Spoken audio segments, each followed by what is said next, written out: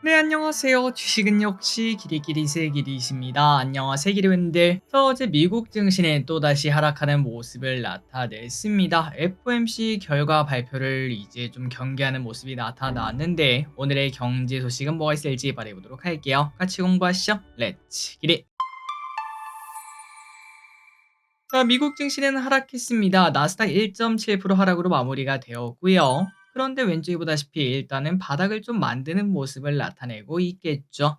그리고 GTC가 개막하면서 엔비디아가 오를까 했는데 3.4% 하락했고, 팔란티어, 브로드컴 등 AI 관련주도 하락했습니다. 또한 테슬라는 경쟁 심화 우려가 여전히 나타나며 5.3% 하락. 그리고 다음 달 2일 국가별 관세 명단을 발표할 예정인 만큼 그때까지는 불안감이 이어질 것 같은데요. 미국 증시가 이 바닥 라인, 이 라인만 안 깨고 내려가기를 개인적으로 간절히 바랍니다. 다음입니다. 푸틴과의 통화는 어땠나? 지난밤 트럼프와 푸틴의 통화가 있었습니다. 엄청나게 길게 2시간 반이나 통화를 했다고 하는데요. 그래서 그 결과는 러시아와 우크라이나는 상호 에너지 시설에 대한 공격을 30일간 중단하기로 합의를 받고, 다만 30일 전면 휴전안에 대한 수용은 거부했다고 합니다. 둘 모두 평화로 종결되어야 된다, 이런 것들은 동의했으나 일단 아직까지는 장기적 평화 계획에는 소극적인 모습이 나타났다고 하네요. 그러다 보니까 야, 이거 휴전이 되긴 할 것 같은데 시간이 좀 더 걸릴 수도 있다, 이런 얘기가 나타나며 우크라 재건주는 하락하는 모습.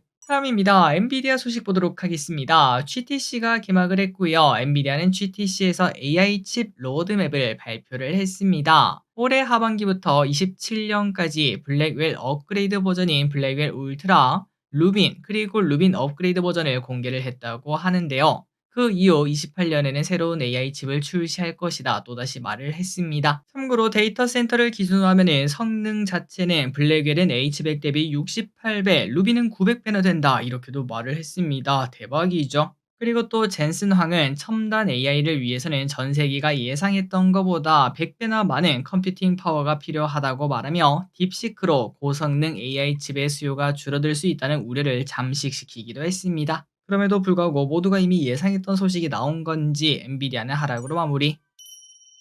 다음입니다. 그리고 피지컬 AI 본격화 움직임도 나타났습니다. 이번 GTC 2025를 통해 AI가 단순한 소프트웨어에서 피지컬 AI 기술들로 확장이 될 것이다, 이런 얘기가 나타나고 있는데요. 엔비디아는 관련된 기술 3가지를 공개했습니다. 먼저 로봇이나 자율주행차의 가상 환경 테스트가 가능한 옴니버스는 디지털 트윈 기반 시뮬레이션이라고 하고요.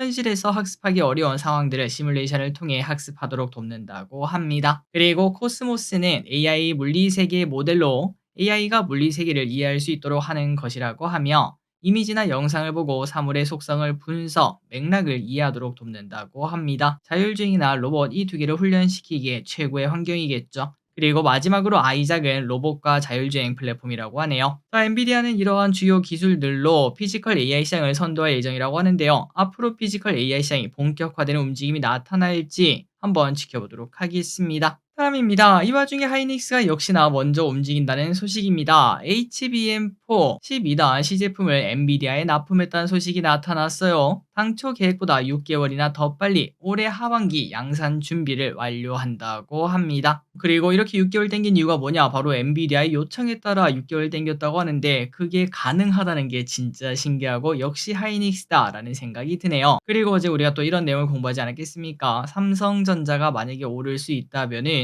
하이닉스는 더 많이 오를 수도 있다, 이러한 시각을 공부했었는데 만약에 3점만 들고 있다, 그렇다면 하이닉스도 조금 사보는 전략도 충분히 우리가 포모를 느끼지 않기 위해서 가질 필요가 있겠네요. 다음 소식입니다. 그리고 모건 스탠리도 목표가를 올리는 모습이 나타났습니다. 모건 스탠리도 반도체에 부채질을 하는 모습인데요. 삼성전자 목표가를 7만원으로, 하이닉스 목표가를 23만원으로 올리는 모습이 나타났습니다.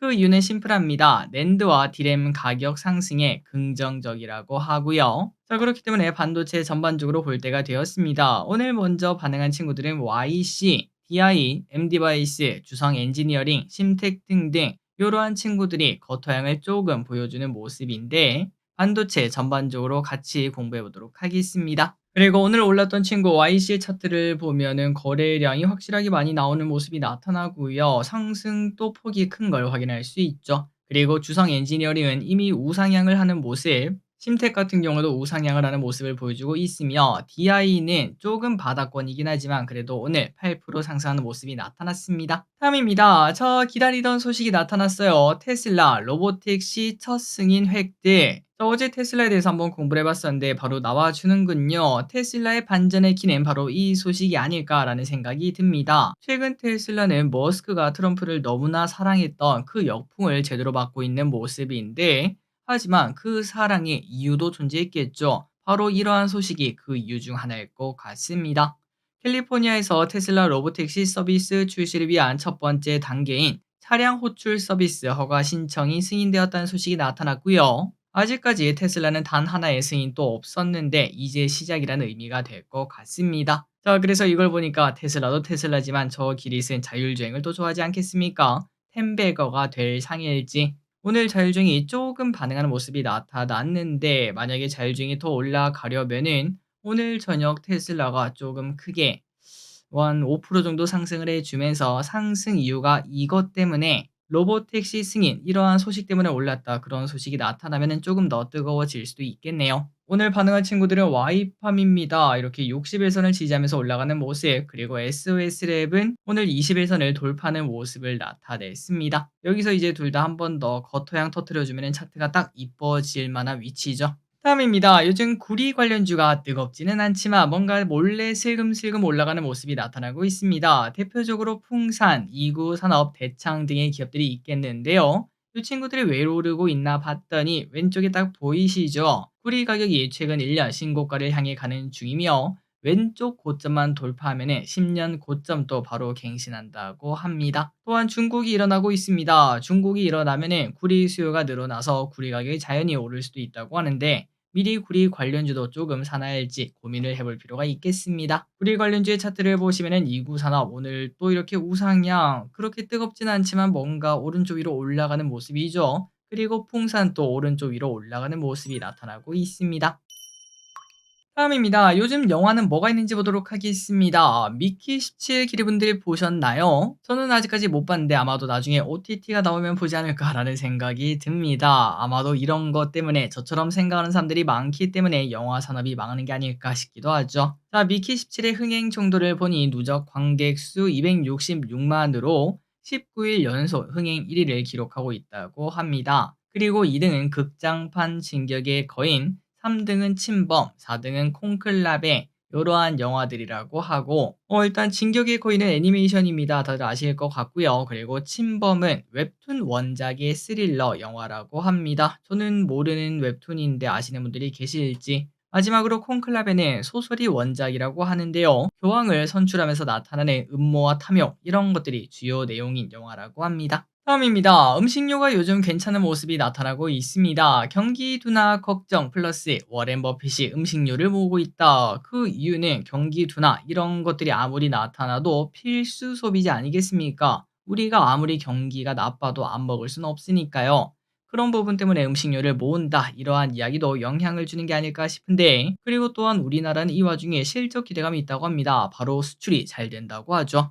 삼양식품 이야기인가 봤더니 삼양식품 뭐 당근 빠따고요. 이번에는 오리온이라고 합니다. 오리온의 중국 매출 성장세가 나타나고 있다며 증권사들의 목표가 상향 랠리가 등장을 했어요. 가장 높이 부른 곳은 어딘가 키움과 한국투자증권으로 15만 원을 제시했고 중국 소비 경기 회복 등에 힘입어 매출 성장이 예상이 되는데 이 와중에 퍼는 단 10밖에 안 된다며 저평가다 이렇게 진단했습니다. 음식료 관련주도 우리가 계속 관심 있게 볼 필요가 있겠습니다. 최근 들어 분위기가 계속 좋은 흐름이죠. 다음입니다. 일본은 시장의 예상대로 기준금리가 동결이 되었다고 합니다. 0.5%로 유지가 되었다고 하며 동결 이유가 뭔가 최근 0.25, 1월 달에 0.25를 인상하지 않았겠습니까? 그 영향을 조금 더 지켜보고 움직인다고 합니다. 그리고 참고로 엔화는 요즘 어떤가 봤더니 어느덧 1000원 근처까지 와 있어요. 오늘은 972원까지 올라왔고요. 작년 여름만 하더라도 850원 기억나시죠? 그래서 일본 여행 진짜 난리가 났었는데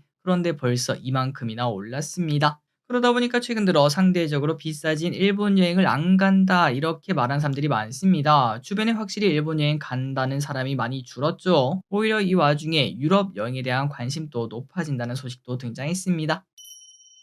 다음 소식입니다. 알래스카 철강 관세 면제. 미국 정부가 트럼프 대통령이 밀고 있는 알래스카 LNG 사업에 투입되는 철강 관세 면제를 검토하고 있다고 나왔습니다. 알래스카 프로젝트에는 440억 달러의 비용이 소요될 것으로 추정되는데, 만약에 신규 철강 관세가 적용되면 비용이 급증할 수밖에 없겠죠. 그래서 오늘 관련주가 또 변동성을 보이기도 했습니다. 하지만 이 사업의 진행은 그렇게 쉽지만은 않다고 합니다. 이미 역대 정부에서 여러 번 분석하고 수차례 거절했던 사안이라고 하는데요. 1년 내내 땅이 얼어있는 환경을 고려하면 향후 운영과 건설 비용이 증가할 수밖에 없고 인력을 구하기 힘든 부분도 문제라고 합니다. 그래서 북극공 관련주 일단 동양철과는 급등하는 모습이 나타났으나 다른 철강 관련주는 조금 빠지는 모습도 나타났네요. 마지막입니다. LG전자 인도 상장 승인. 인도증권거래위원회가 LG전자 인도법인의 IPO 계획을 승인했다고 합니다. 이번 IPO에서 LG전자는 법인 주식 1.18억 주를 매각하고